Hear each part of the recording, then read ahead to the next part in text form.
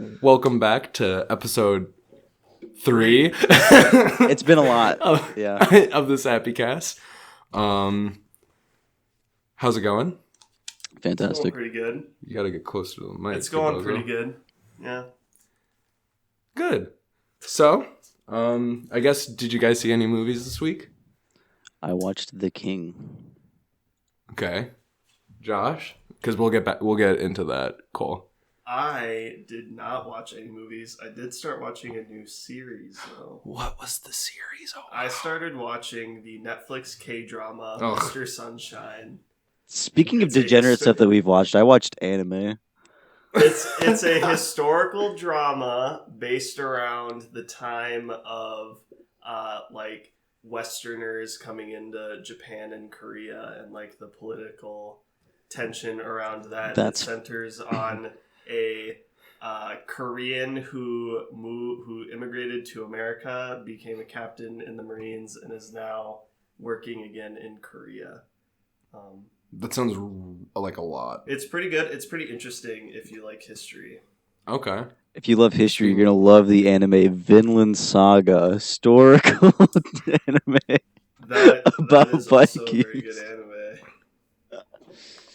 Yeah. And if you love history, you're gonna love The King. I'm trying to transition this with everyone being able to say that. Not everyone. Not everyone. You already know the historical inaccuracies. No, I thought it was non-spoiler review, I guess, of The King, Cole. I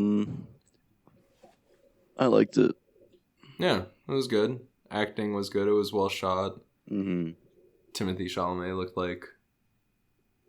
Yeah, won't go into it. Looking at how it was filmed reminded me of Outlaw King. Oh. Like, they basically just took the same... Mm-hmm. From, like, the trailers and stuff that I've seen, it looks like they basically just took the same crew and, like, okay, Go Timothy do this. Chalamet, come over here. It Play William. It feels like they're just trying to, like, Henry. do whatever they want with him just to try to get, like, an award at this point. Even though he's, like,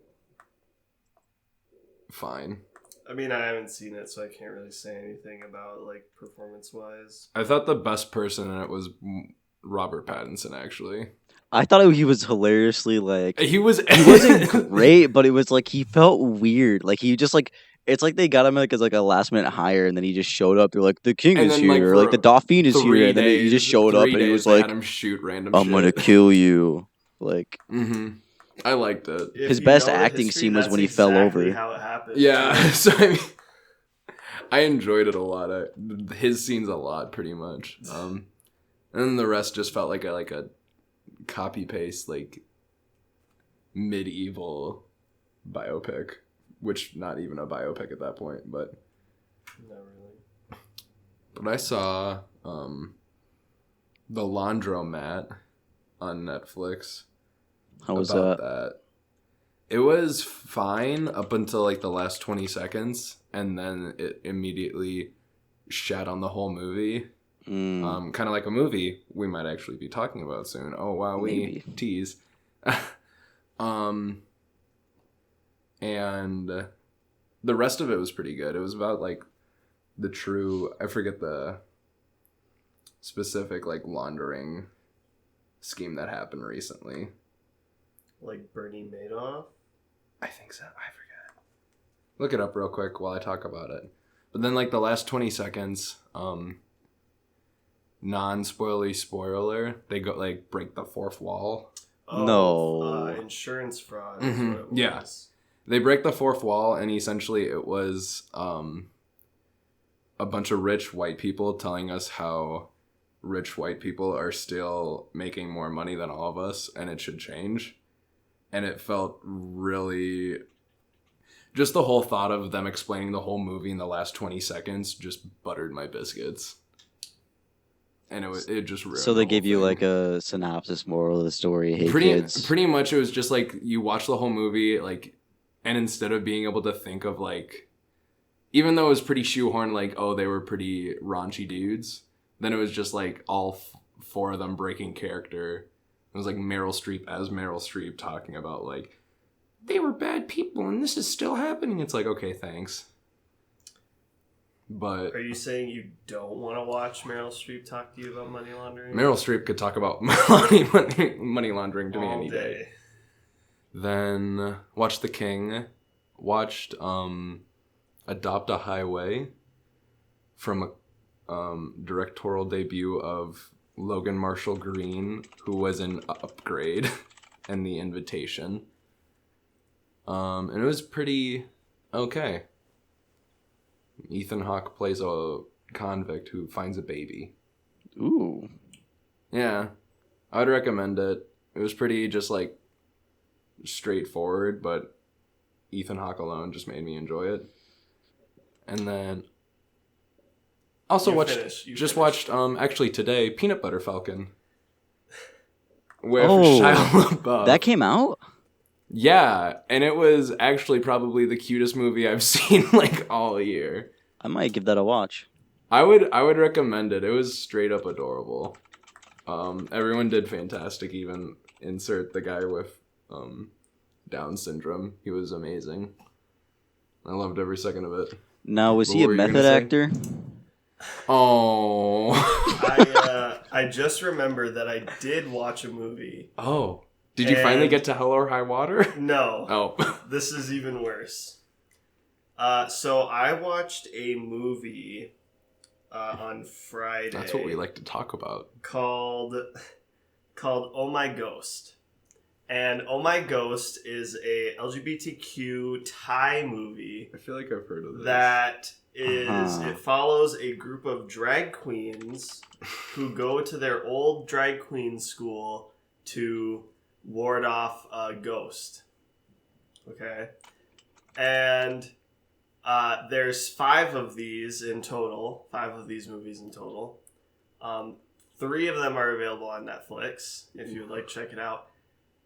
I felt like I was in a different planet watching this movie. I suddenly got into a different reality and ended up watching a Thai drag queen movie the entire way through. It's an hour and a half long movie. For clarification, it's called Oh My Ghosts, plural, not to be confused with Oh My Ghost, the Korean K-drama.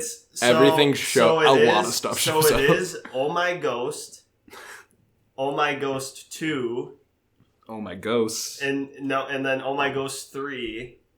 Okay, if you look on Netflix, it is Oh My Ghost. The Thai translation is Horte Tak. I don't know if that's how you actually pronounce it. That was perfect. You nailed it right on the head. But it is Oh My Ghost. Okay. Yeah, it's cool. Actually... Google told me it was Oh My Ghosts. It's actually an experience and a half, and I highly recommend it. I feel like I missed a ton just because I'm not Thai, but it was like I was watching a million SNL skits over and over again, but they were about the same thing. And they featured drag queens. Interesting. Which were great. It was fantastic. I loved every second of it. Wow. Yeah. Yeah. At the end, it had a really great quote. Where did you find this movie? I found this on Netflix. You were just browsing and you're like, it was under horror movies. That's the thing. It's a Thai horror movie. So I feel like in Thailand, this movie slaps. Like this is their. Like, are you sure this isn't like the scary movie parodies we have here, like Scary Movie 1, 2, and no? like up to 9? I feel like this is like the cream of the crop of horror movies over there. This is what they I may be entirely wrong. But is it actually scary or is it just a comedy? It's not scary at all. Okay. Take a trip to Thailand. To like me. But I don't know. I've never been to Thailand. Wait, there's a prequel. Did you know this? It's called Horror Tay Talk. It's called Haunting Me, from 2007. I think we know Josh's pick before he even picks it.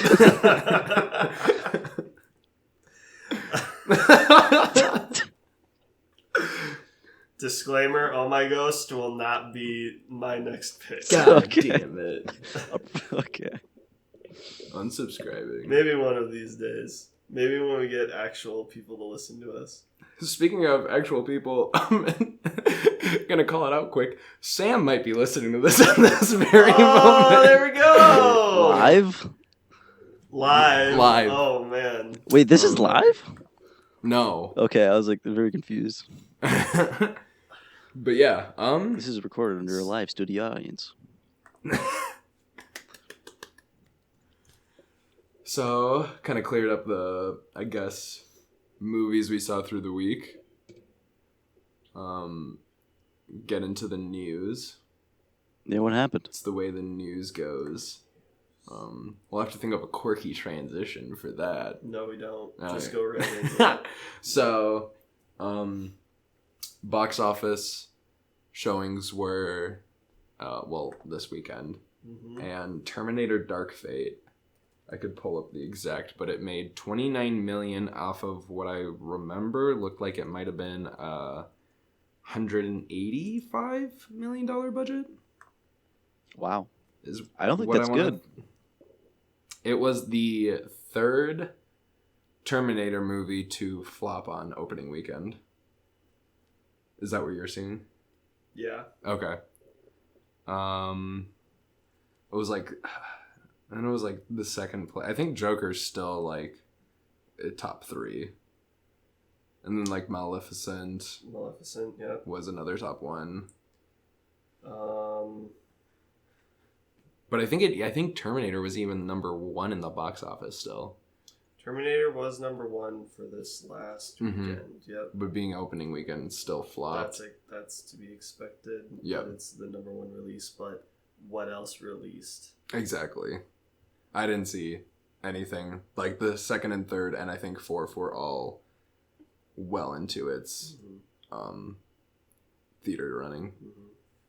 But kind of wanted to have the discussion on, especially since last week we talked about Matrix getting revived. When is milking an IP too much in this sense? Because it seems like Terminator is definitely maybe hitting its Depends on the death. story, right? I feel like a lot of things can pop into it. Yeah, I feel like how far can you go with the Terminator is one thing for sure. Yeah. Because now it just seems like they're introducing new, like what do they call? It's like T100s or something like that. I forget. Yeah, this one is like T800. 800 is what this is, and then it's like the T10. Is Arnold or I forget. The T10, I believe, is the enemy. Oh, okay. And yeah, were you guys ever did you guys even watch the trailer for this one? I didn't even care about it. I did. Did you, like, after watching that trailer? Oh, I've seen did you the even have trailer. I've watched the trailer, yeah. Okay, I haven't seen a Terminator movie. I think the last Terminator movie I saw was Salvation. Ugh, I don't even think I saw that. And that was on, like, FX. Okay. Oh, yeah, I think I saw on, like, TV when Mhm. I was 12. The last good Terminator movie was Terminator 2. Mm-hmm. Wow, bold opinion there. Yeah, hot take. I feel like the Terminator series is like past its prime. Mm-hmm. It's like cool to have an action-y movie and stuff like that, but I feel like they're going on name alone. Be like, oh, Terminator. Like, it's kind of the same thing with the Jurassic Park movies. Like, yeah, they're there and they're being made and the Jurassic Park movies are making money. Jurassic World actually built the story more. Like you had more Yeah. world building in that. There was a Well, purpose to is that. it- Like you saw a bigger picture of like what was going to happen and how like the world dealt with the stuff. Where in like Terminator now, Was it's, it a good movie though? That's the thing. I liked it. Like, Oh. Oh, no. Yeah. I mean, Cole may like Jurassic Park, I guess I haven't even seen, what was the new one, Fallen Kingdom? Fallen Kingdom. Oh, I haven't seen that one. I saw Jurassic World. Yeah. I The didn't. last time I watched World was in theaters, and I was lukewarm on it. I mean, with like Terminator, it's just the same story over and over again. Mm-hmm. Like, oh, there's a new Sarah Connor, and insert new Sarah Connor, and old old Sarah one's still Connor there. is gonna help her, and then Arnold Schwarzenegger is there, and a bunch of explosions, and Skynet's defeated. But then we get to the next movie 3 years later, and it's like, oh, psych.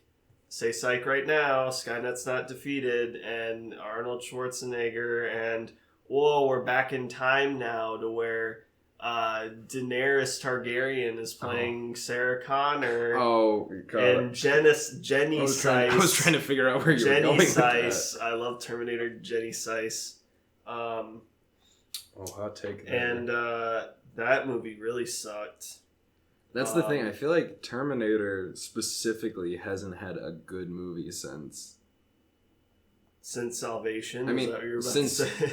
For sure, since 2. Since 2. There's only been 2 good Terminators, but Well- like even like right after 2, like Yeah. 3, and then the two other ones to come, like there was still like a slow, gradual downfall, and now I feel like it's just been tanking. Yeah. Well, the thing is, like, first, I don't think the Terminator series, like, from its original inception, has really was really meant to have sequels. I think agree. they did a really good job with 2. Yeah, 2 should have been the And maybe something where it's like more of a darker story, like actually during the human, machine war. like Salvation. That would be cool. Yeah, if Kinda you're gonna like do something with an Salvation, IP, but you shouldn't just good. be rehashing the same original movie to try to get more money. You should be trying to expand the world Yeah, and make a Star new story in Wars. that same setting. That's the perfect IP. Like with Star Wars, you shouldn't just keep going with the same character and the same plot line. Like you have a whole universe you can start doing stuff Mhm. with. And I mean, really, the only big expansion of the Terminator universe was in the Fox hit series. Yeah, Terminator: The Sarah Connor Chronicles. I don't know if any of you have seen this, but I actually did watch this show, and apparently it's pretty okay. You said you watched it though. Yeah, I watched it. How is it apparently? Apparently it's pretty okay. What'd you think? I think it's all right. Okay. Those okay. are good things. Okay. I mean, I was super young when I watched it, and I was like, "Oh, Terminator, that's cool." But I mean, like, it's better than Salvation. And Jenny Seiss, I can tell you that. Okay. But yeah, I think it's really hard to, like, when they made the Terminator franchise with the first movie and even into the second movie, they really kind of like constricted themselves into a story box that is really hard to get out of. Like with Terminator 1 and 2, Terminator 1, okay, we saved Sarah Connor, cool, she can have her kid, who is, I forgot his name. Jason Connor, isn't it? Something, Think Kid so. Connor. Maybe. In Terminator 2, we have, we save the kid who, if I can get the name here, But John Connor? John Connor. We save young John Connor, and so now we know, like, oh, John Connor is saved, so he's going to be able to save humanity. Like, Mm-hmm. unless you go with a thing of where it's now, like they did Terminator Salvation, they went in a good direction, and it was okay-ish, but it was like Terminator Salvation technically was a prequel to Terminator 1 because it was about John Connor sending his dad into the past to then save his mom, It's a very convoluted story. But instead of having Salvation first, they had Terminator 3. And it's like, for real, bro? Come on. You can't just pull that kind of stuff. Come on. Because, like, has anyone really seen Terminator 3? I haven't even seen Terminator 3. Exactly. I'm lucky enough to, I think, really only have forced myself to only watch 1 and 2 and then painfully watch, like, 20 minutes of all of them. Yeah. Maybe even including 3, and I've just blanked it out of my mind on TV. And it's like, they can't go anywhere with it. And so that's why they just keep doing these weird reboots that aren't really reboots. And I feel like the new Terminator is the, like, culmination of all this garbage that is it James Cameron who's producing these? And the best part is every time he produces one, he says it is the best Terminator. I feel like Every single one. I feel like he has to keep producing Terminators or he'll die. It's like it's like him and directing. It's producing Terminators and directing Avatars. Yeah, it's like he has to do it. He probably has like crippling like mafia debts he needs to pay. By releasing Terminators. Once he went down to the Titanic, like, took out all his money, I guess. And like, like Dark Fate, it doesn't make any sense. It's basically the same story as switch out young John Connor with whoever the actress is playing, Gabrielle, or let me see here. Oh, you're in the Natalia Reyes, who is now playing Sarah Connor 2.0. It's like you have to save Sarah Connor has to save her as well. And Mackenzie Davis Terminator has a love affair with her. Yeah, and Mackenzie Davis is the new Arnold Schwarzenegger, but Arnold Schwarzenegger is still there. Also in the movie. And we didn't have her build up as a villain first and then become... And then we have Gabrielle Luna, who's playing the T-1000. Oh, basically. Yeah. He was Ghost Rider in the Marvel TV show. Yeah, and so... It's really weird because there's no real reason. Like, it's basically Terminator 1. Yeah. I guess once again we should maybe But with Sarah Connor and Arnold Schwarzenegger. None of us have seen the movie, but I'm assuming... kill us if we're wrong. I'm probably sure that we're pretty spot on with this. I think what I've seen from the trailers, I think the main draw is, like, the new Terminator who is supposed to save her is like more human, like more of an android synth type character.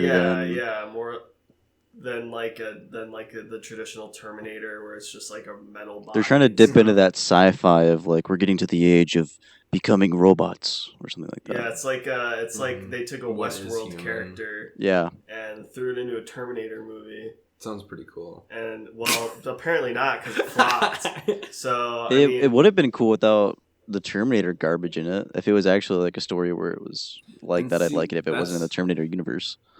And that's what I wanted to go on, saying that all big movies have become pretty much having to use a certain IP to get even sometimes original storylines across, with at least the newest one being the Joker, which shouldn't have been a Joker movie, but it was because that's what sells tickets. Do you think this is just going to be the way that it's going to be milking out IPs till it just inevitably becomes what it looks like Terminator is now, and it's just maybe one of the more recent ones that we've been seeing just slowly dying out? I mean, you can have reboots and rehashes like the Joker. I don't mind that. Mm-hmm. But the thing with like Terminator is that they're making this like a continual storyline. And so you need to see this to know the story. Yeah, how I'm processing it is like, this is the another chapter in the Terminator universe. I don't think of Joker as a chapter in like the Batman universe as it's been established so far. Okay. I think of it as its own thing outside of that. But when I see like Terminator Dark Fate, it's like, oh, guess I need to watch Terminator Salvation to figure out something, because who knows if something's brought up in Terminator Dark Fate that was in Salvation for some reason, or anything like, or a character or anything like that. I mean, companies are going to keep milking out IPs as long as they're making money. And I mean, with Terminator, as long as they're not making money for some weird reason, because they think they are going to make money. As long as there are producers willing to produce the movie, it's probably going to get produced. So obviously we have James Cameron to thank for Terminator Dark Fate.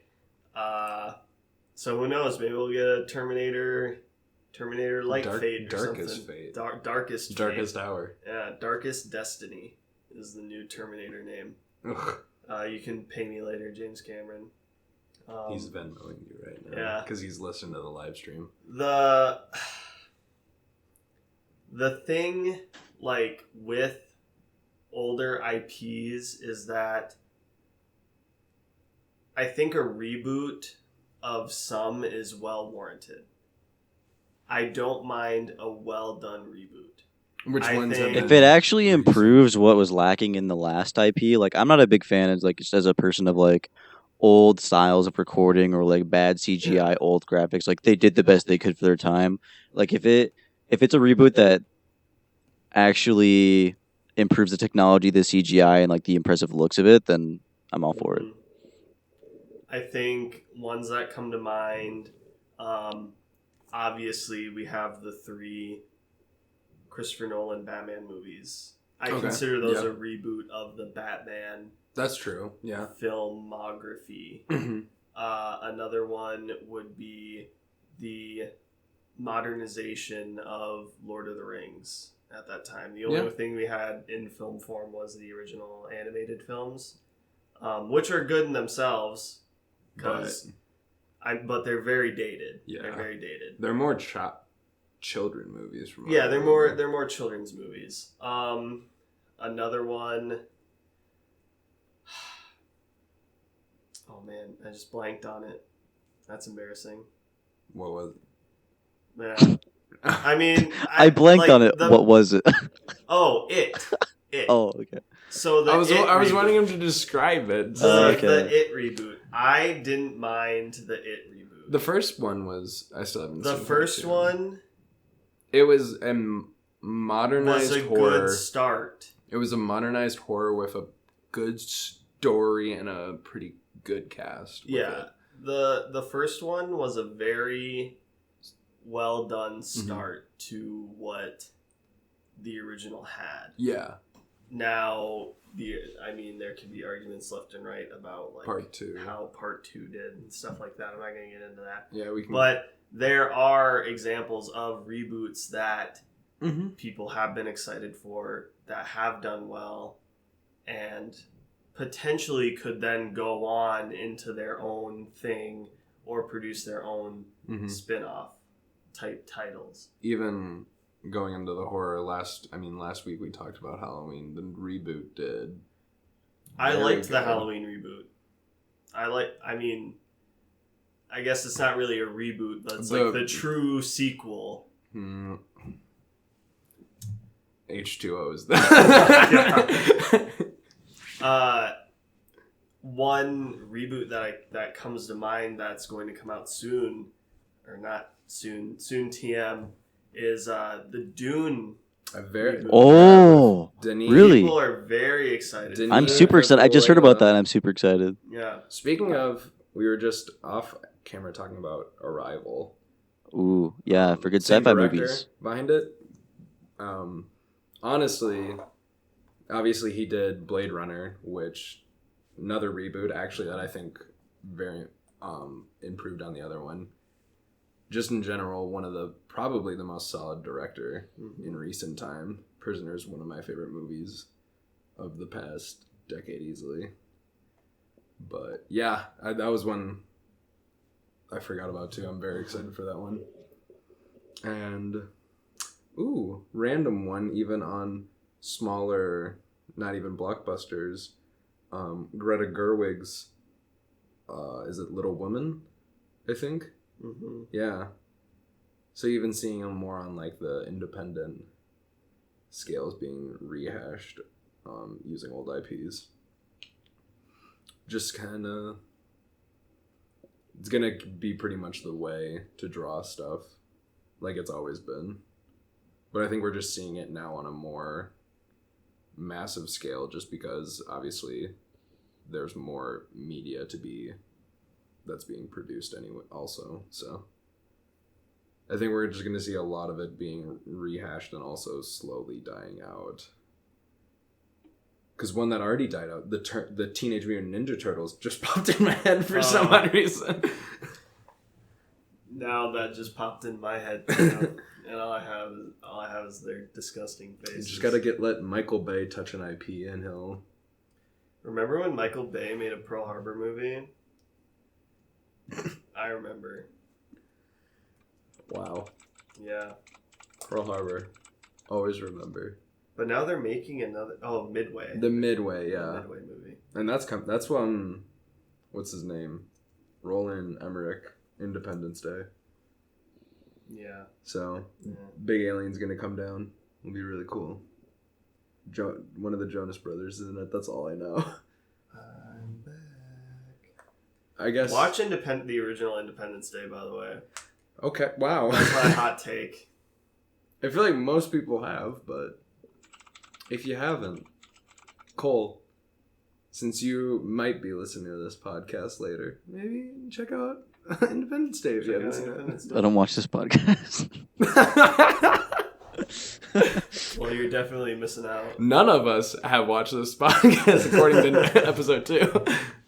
I guess transitioning out of that, do we just want to get into the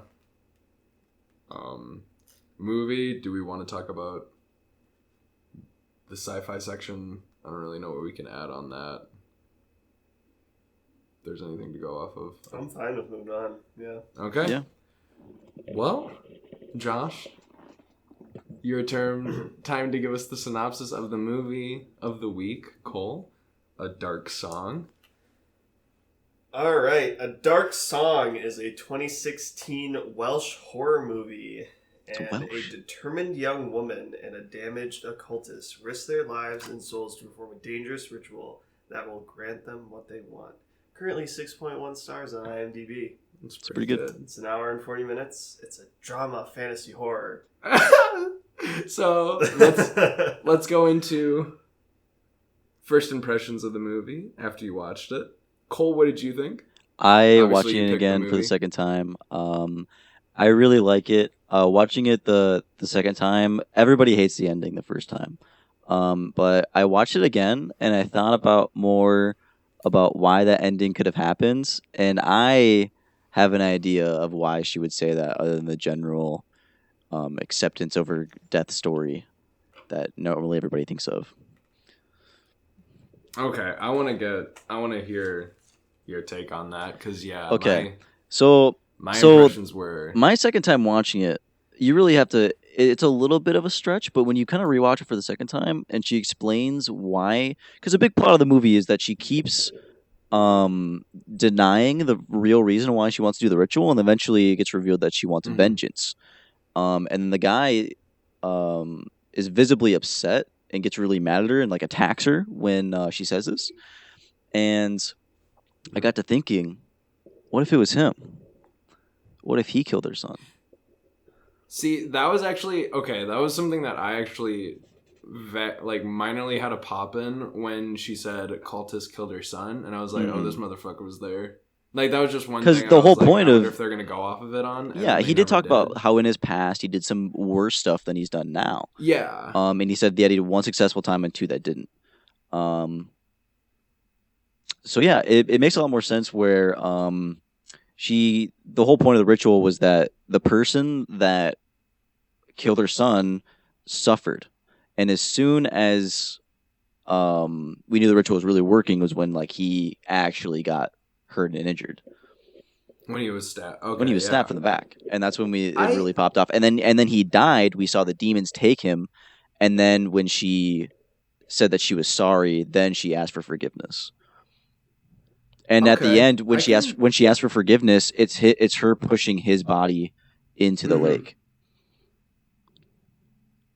Okay, yeah. That I can. So she got what she wanted. She had vengeance. She got the vengeance she wanted, and then It she is a also complete got arc forgiveness. for her, and You then also she have to also think got that forgiveness. a lot of the movie, he was as soon as he heard vengeance, he immediately started Kinda- saying, "Hey, why would you want that? You should go for some other stuff. You could have gold, riches, anything. Like you could start flying if you want." kind of almost like trying to push her Trying away to push from her that to 'cause he some knows other it direction. wouldn't end well for him. You also have to remember that it's not a genie. You don't. It's not like a D&D 9th level Yeah. wish where you get to change the rules of the universe, do whatever you want.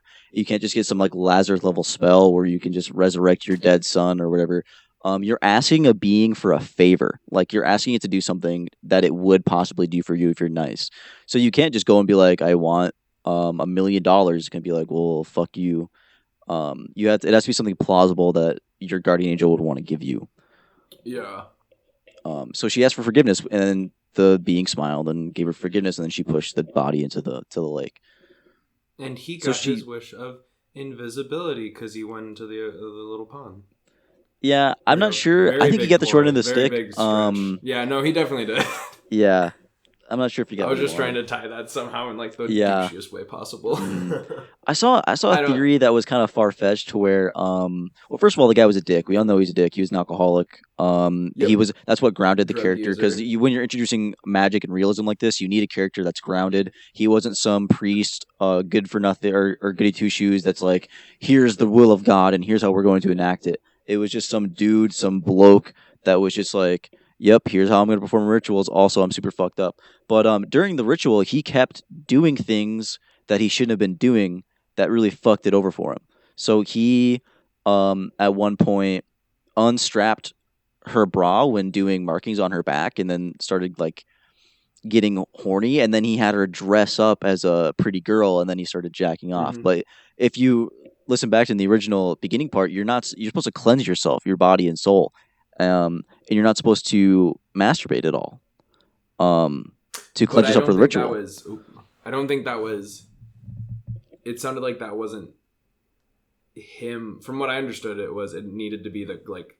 I guess not She was the conduit, conduit, so she did need to be Yeah. the one that was cleansed. But she was the one that needed to be cleansed and pure. it's I don't think it's from what I it's like understood it's was a it didn't link have up the same ritual. regard. It's them synergizing together. Okay. So they both need to be cleansed together because he was detoxing because he couldn't drink either. He Yep. Oh yeah. Yep. You're right. So he right. needed to be pure as well. Yeah.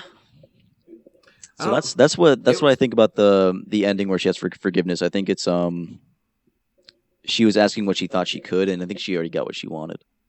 But the point of the story is what he got out of that was maybe kind of far fetched, but normally you wouldn't be able to get a girl to dance in front of you and be all sexy like that. So maybe what he got out of that ritual was that he finally got to see some chick dance naked in front of him as like a power play. He seemed like kind of a bully. Maybe that's what he got out of the ritual. That's really all he really got, except for the fact that he died. Yeah. Yeah, I actually do like that theory. It makes it a little bit Just easier to because take. It's a little bit easier of a blow to take than just she threw away what a million wishes that she could have went for when she really got what she probably the best thing that she could have gotten. Yeah. I don't know. Still was very on the movie. It was best thing I can give it for sure was it was well shot, well acted, and I felt like the writers for prepping for it definitely did a decent amount of research into the actual. Yeah, it's based off of progress. the book of Abramelin, which I'm probably mispronouncing, of the Kabbalistic Grimoire, which they touch on a little bit in the show, which talks about how I believe it's when she says Kabbalistic, how that's more of a holy book, like more of a godly thing, and they're going to do something much darker. So I think it's based off of the Book of Aberlin, but maybe they're doing some like darker subset of it or whatever. Yeah. Um, but originally, this ritual was a year-long ritual that you have to perform by doing what they kind of did in the series, where you have to fast, do hard exercises, and a prayer regime daily, stuff like that. And you have to, remove all earthly pleasures from yourself for the safety of the Hmm. practitioner. And then at the end, you summon your guardian angel. You're only supposed to ask for money to survive for the next year. And then after that, once you receive your powers from your guardian angel, that is when you use those powers to summon demons and bind them. And then you can use the demons in little hand talismans that will do your bidding. And the whole point is that you're punishing these demons by making them do earthly tasks for a Whatever lowly you human, want. and like Yeah. mocking demons and stuff like that. So Oh, it's based off of that's a real interesting. thing that happened in like Yeah. the 1300s, or at least that the story of like it was passed down. This actual ritual people would Hmm. do to try to gain magical powers. Um, Yeah, I liked that aspect. There was one I wrote down this was what I wanted more of, mhm. and that was like for when it like because it like started to get, and I get that they have probably a very low budget, but it Yeah, was the cigarette sequence them where talking. the demons on the no where the demons on the um chair at night, and all you see is this cigarette like pulling up Oh, lighting. mhm. I loved that part, and I Yeah. wanted like more like slow like unhingedness for her psyche Yeah. to happen, and it was only really that part and the Well, as you progress through the movie, um you start to get more of like, I mean, I wouldn't call it like a psychological like unhinging, because I think it was more of like the magic was actually working. Like it wasn't the just her like magic was actually psychosis. It real. was like Yeah. that thing really in this universe, like that happened. It was, I And guess, and what just did they, more it and was more the stuff actually happened until you got to the point where it's like the Jaws effect, where it's like once you actually see like what was under the curtain, you're like, ugh, gross. But it was cool to yeah. get there. Like the unraveling was like the best part. Like opening the present Yeah. was the best part of that. I loved that a lot. Hmm. Even when the tribe showed up, I thought that whole Yeah, like the part demon was dog cool. tribe. Yeah, Yeah, it yeah. was.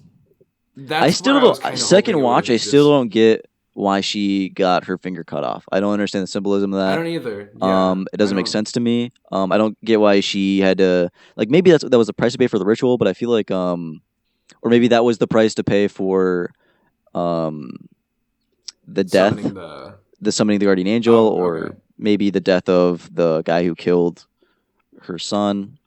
Um, Hmm. yeah, or I maybe just I saw it think it as was more maybe of just like a plot start of a driven, where torture she needed a sequence. reason to run away or to wake her up Yeah, it was from like the being start of a bitten. torture Yeah. sequence, and Mm-hmm. that's just what they started with. Yeah. Could have been better stuff, but I guess Mm-hmm.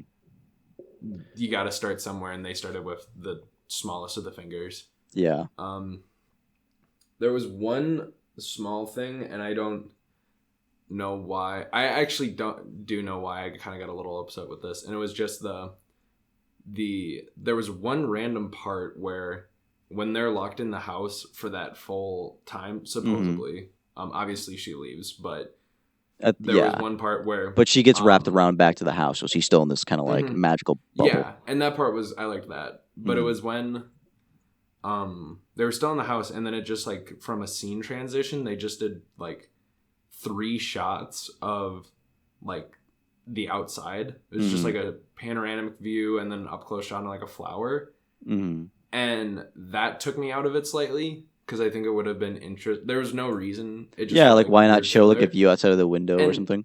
that's what I was hoping. Just like keep the And I think the reason having the behind this camera is keep contained in the house would have been they only cool. shot inside the house for a month. So those That's a pretty. outside scenes, because it's over the course of a whole year, is this ritual. The outside Mm-hmm. scenes were them going, they shot the movie over the course of a year, but all the scenes in the house were shot in 1 month. So they went back and filmed those like B-roll scenes for And then they that, so just they had could, B-rolls outside yeah, scenes so just you to could add see the filler. transition of the seasons and see the length of time. That's just because of the Hmm. budget, I think. I think I get that. I just think it would have maybe kind of like how you said to show the changing of the seasons through a window Yeah. or their perspective, not to take the viewers Yeah. outside of the house with them until she ends up leaving. Mhm. Because they made a very, even having that distinctive up close shot on the foot when she takes that step, I think that would have been pretty cool to have just be like the first shot that we have of the outside. The outside, like you're like a breath of post-entering. fresh air, like she kind of had. Yeah. Yeah, I agree. And then, yeah, the ending, even with that theory, I still think is doggy doo-doo. Yeah. The uncanniness of the angel was too... The first of all, the It's goofy to- CGI of it, even the first time I watched it Mhm. back in like 2016, was just like it just pulled me out of the movie like right away and at the end. And the only thing that had me excited was like the first time I watched it, I was like, what is she gonna wish for? What's she gonna wish for? Like it's gotta be something amazing, something cool. Like you just built me up this whole time. Here's the final climax. Like what are you gonna ask for? And then she's like, the lamest fucking thing in the world, like forgiveness. Let's go. Okay. Yeah. It was that kind of movie. Yeah. That's why if it didn't, at the very end, it felt like it wasn't even like this, not even horror, like this thriller of this like, yeah, I would say like a horror thriller. It's a building. Of like It's a building of tension throughout ritual. the movie. The Yeah. director described it as like a pressure cooker, where it just constantly builds the pressure. Like most movies yeah, I will would build agree you with up, that. have a climax, and then they'll kind of bring you back down. Where like he just kept going up incrementally Mhm. until he got to the end, and then he just kind of cut it all off. Yeah. I get that. Yeah. And Also, like I that want to idea, but give a little bit of I didn't watch the Blu-ray version, but I think I might go back and watch it. I was reading some stuff yeah. about the deleted scenes, and one that I read was the real reason why, or at least one thing that the character described, the male character described of why he was there, was that his old master who taught him the magic was coming after him. So that's why he wanted to be invisible, is because somebody was after him to go kill him. So Okay. it wasn't necessarily that he wanted to be invisible before the Great Howl, which almost sounds noble. I think it was mostly just him being self-centered and wanting to, live against some evil master that, or maybe he fucked him over. Like some guy who taught him how to do stuff is mad at him and wants to come kill him. Yeah, but I think a lot of what was deleted was the main character giving more information and backstory on why things were happening the way they were. And yeah, that's the main thing was because it was littered throughout the plot. You just kind of kept getting like drip fed. Like, okay, here's more of like the architecture of the magic. Okay, here's more realism. Where eventually, and then it just kind of climaxed and ended. Mm-hmm. Yeah, I don't the main character's motivations and just felt to me like how it which went from, one's like, the female or the males? The females. I thought, because then I get that it was supposed to be like the reveal at the end where it was first to vengeance then to forgiveness, but even then it just went from us knowing that she's one, a grieving mom, to then two, we know that now cultists killed her, and then it just like at the there's like a gap that we're just like led to, that's all we believe, till the end where she's like, oh, I want vengeance, and then it just goes to forgiveness right away. And it was like, other than that, there was the sequence with the child at the door, the demon at the door pretending to be the child. That was pretty much the only other filler with that story, and I guess the whole thing is that story because she's working to get there. But and I guess then this is just a very big, very much of a personal thing, not against the actress at all, because I thought she did a good job. I was hoping for it almost to be the roles flipped, where he was kind of the more eccentric, like off the unhinged guy most of the time, kind of more yelly and more vibrant. Think he was? What do you mean? No, he was that by I was yelling and that vibrant. He was the more stoic, like more calm dude, and then she was the more like, the only person I could compare it to would be like having like Toni Collette from Hereditary, that kind of like grieving mom character, and that's a very much a personal thing on my end. Yeah, I think But he needed to be the way he was to show that he wasn't some perfect And yeah, human then being. going Because if with you that introduce his part, it character works as like better. some witch or warlock, and like he doesn't like have his own personal backstory, you're just gonna think, oh well, he's just like the source of all magic in this world. He just knows everything. Where he was like he had flaws and like he had reasons to like he had to figure stuff out on his own. He had to study. Like he's fucked up before, and he's just trying to like make it through. He was a good old Craigslist wizard. Yeah. My favorite types. Josh, you've been pretty silent. Do you have anything to say about it? He didn't watch it. So, with what you've been saying, I want to throw this theory out. Oh wow! Okay. All right, hit me with it. So we have these two characters. We have our Craigslist wizard and our crazy lady. I love it. Okay. Mm-hmm. And Cole, you brought up how he mentions that in the deleted scenes, right, where he mentions that like his old master is trying to find him. Mm-hmm.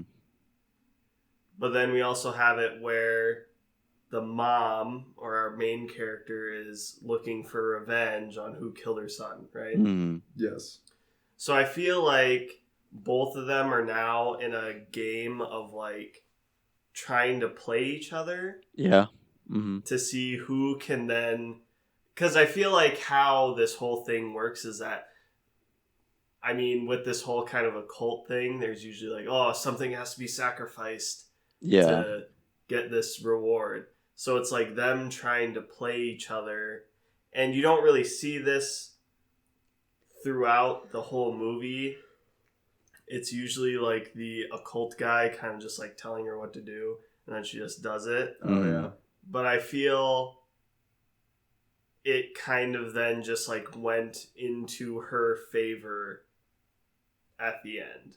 Like, well, I think I think circumstances allowed her to kind of win this game. I don't think that's the way that her character was. I think that she wanted vengeance at any cost, even at her own life. I don't think at any point she was like, fuck this guy. She was mostly worried about it not working. That's all she cared about. She didn't care. She didn't like know it was going to work, and she didn't know like there was no political game of like her trying to trick him into it. It was just like if she needed to die to get what she was going to get, then she needed to die to get what she was going to get. And that dude had all the power, and she knew it. So she was willing to do whatever. I never got that she was willing to die because she was timid about drinking HIV blood. But she did it anyway. Twice, 3 times. 3 times she did it. She did it 3 times. So yeah, that was also another part that they never went back on was which I liked a lot, but then they never did again. What, the time skip? Explain. Was the time rewind where it was just like it's just that one thing was happening in that one gate that they were in. And they did that gate 2 or 3 more times, so they couldn't really show it and still kind of show that they were doing 3 different rituals, you know. Like, as they opened whatever gate they were opening, as they traveled through that little dimension is when that little blip happened. And it just happened to be when they were drinking. And the whole point is the reason they don't go back to that same repetition is because the rituals is repetitive, but necessarily where they go in this like weird dimensional magic endless boundlessness, it wouldn't be the same place whenever they open up the new gates. So like when the girl's like has her ear to the floorboard and she can like hear the scratches and then an eventual knock, and then the dude writes with chalk to like seal it. Like the next time they open that gate, they won't get there. It's new every time. Yeah, okay.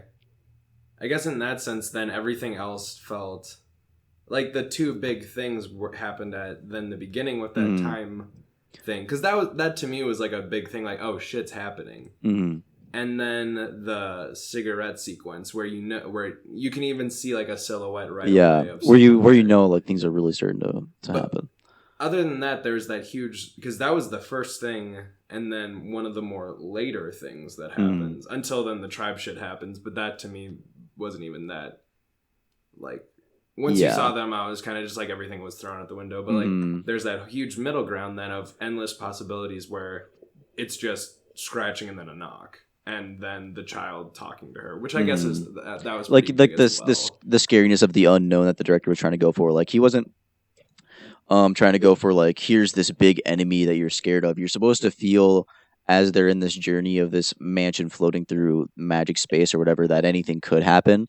And he tried to capture that if you as you're watching it with like random stuff happening like the dog barking or like a kid Yeah, crying that or was like one thing I actually or liked a like lot was that.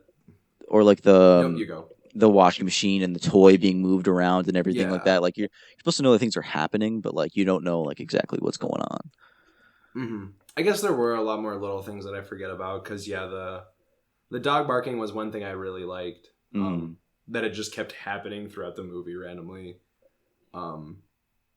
The toy thing I liked, but it was very much that was like a main focus point where they're like, oh, shit is happening, like with the up close shot on the toy. I liked the dog sequence because I mean genuinely you could miss that. Yeah. Like even as like a viewer or even the characters in there, they could have missed that. Wow. Yeah, and they talk about that like several times. How they Yeah. they're like, "Did you hear the dog barking last night?" And she's like, "No, I don't think so. No. Maybe." Yeah, I liked that. I don't know. I think it was well crafted. Just yeah, some minor stuff, and then having I guess the amount of unknown that he wanted with the atmosphere almost dragged into then characters' motivations at some points too. With mostly just the main actress. I like that a lot was because the way that the original ritual worked is it changes every time depending on the will of the caster. So like as you're performing this ritual, what you get and who you talk to, be it angel or demon, will change, and where like each gate as it opens, like each place you go to changes depending on the will of the caster. So if that's why it's a big deal that she wasn't being honest and truthful about what her passion was, because they were going to the wrong place. He couldn't direct the ritual the right way because he didn't know where they were headed. So he didn't know that it was vengeance. He thought it was something else. So they were going over here to the left, but he needed to direct them to the right with the ritual, because he needed to direct the will or whatever with the conduit. But then why even lie? Because then if we're going into your theory, which was that would make sense why you'd want to lie. Yeah, because she didn't know for sure if it was him that killed him, or she could have just thought very innocently that he wouldn't want to do it because it was malicious. Or my theory where she didn't want to say that she wanted to kill him. See, and that's the only one that to me it would make sense because the whole maliciousness. Well, it's different because she goes from love to her kid to then vengeance, and then she goes to forgiveness. Yeah, which is just a weird almost circle. Yeah. In that point. Mm-hmm. And then we just ended right at the beginning of her feeling. Her character was mixed to me. The actress did a good job, though. I think everything was well done. Her character was definitely like flawed. She wasn't perfect. Well, yeah, they were all flawed. To me, her character was more flawed in like the way it was set up. I think the writing was good. I think the acting was good. I don't think there was ever a writing or script thing where it was like, this doesn't make any sense. I think it was mainly just like her character itself was a little bit confusing in the way that all humans are, where it's like she didn't do the exact movie perfect thing where it's like you're supposed to do this in a movie. She just kind of like as a human being just kind of did whatever. Okay, I can buy that, I guess. Yeah. Yeah, I'll buy that. I'll buy that. Any other last closing thoughts on the Dark Song? Ending still. Ending is jarring. Whether you love it like I do or you're just a casual viewer of it, it's just the way that he builds up this amazing thing, and then you finally see it, and it doesn't lead up to your expectations. There's no way you can. It definitely falls into these. Definitely on a lower end, just because I don't think a lot of people have seen or heard about this movie. I didn't know about anything about it till you, but it definitely falls in the same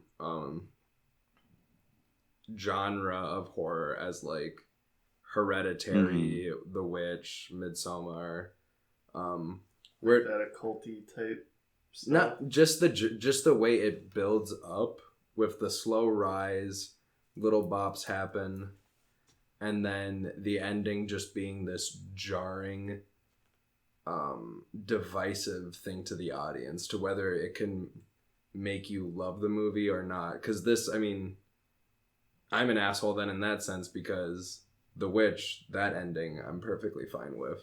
Mm-hmm. Hereditary, even now after my second, I guess coincidentally the same time you've seen, as many times you've seen this, the second time I watched Hereditary, that ending I'm perfectly fine with now. So I don't know. I'm happy this is definitely a I think movie, and the guy got to be able to. I think make it, watching 'cause the it is very Blu-ray, well made. the Blu-rays I would is a be- better experience I because would definitely there's be deleted excited to watch the deleted scenes scenes. that I think help a lot more with like the blow of the ending, to where you get more of the actual world building and you get more of the story.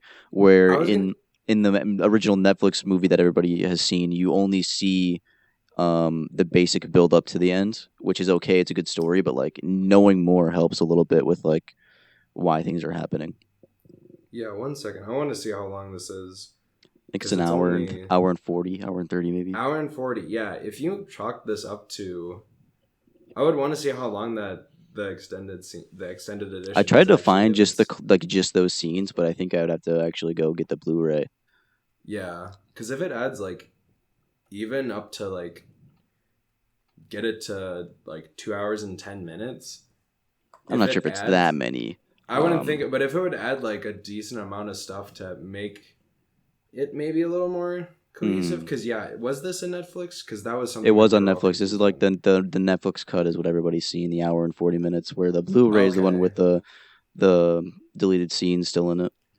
on. Okay, so I'm wondering then if that was. But I can only imagine Definitely it's probably just more for like them. 10 minutes of extra dialogue at most, I think, unless there's But more even that, I feel like it might scenes. just add like that. Just that little bit I more always- backstory that you would need to kind of be like, Mhm. okay, I understand what's going on here. I always say More I like of the that stuff, unveiling. and then there's the Batman v Superman thing where I just wanted to die. So Yeah, I'm just an asshole in a lot of ways, but yeah.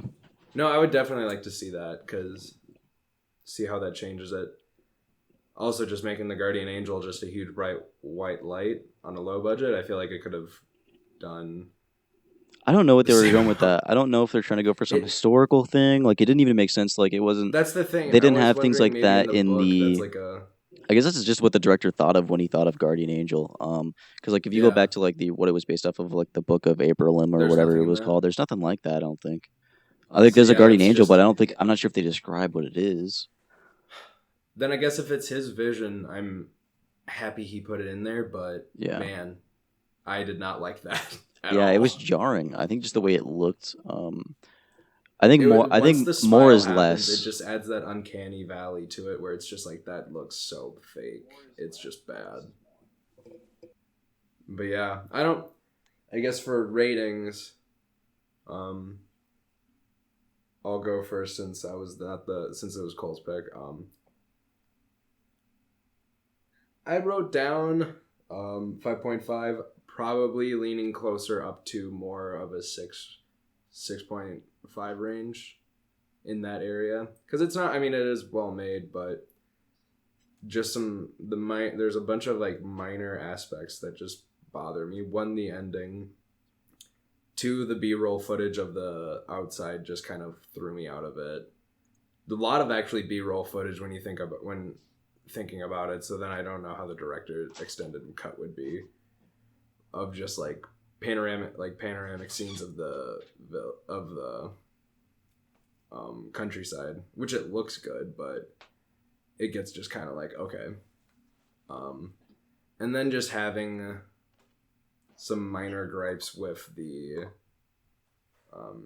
main character. I guess I would buy the way you said it, where she's just a flawed human, Mhm.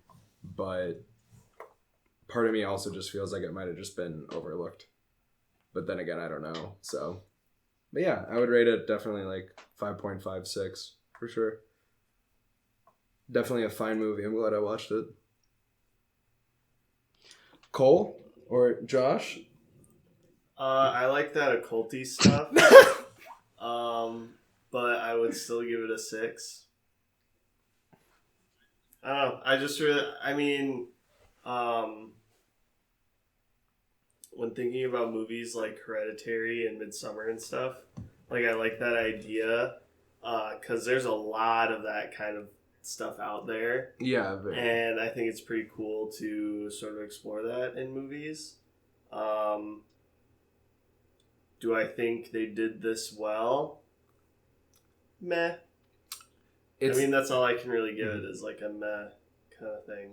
It's the best ritual movie where they actually do a ritual, and it looks like it's legit because it's the only one I've seen. So I'll give it that much too.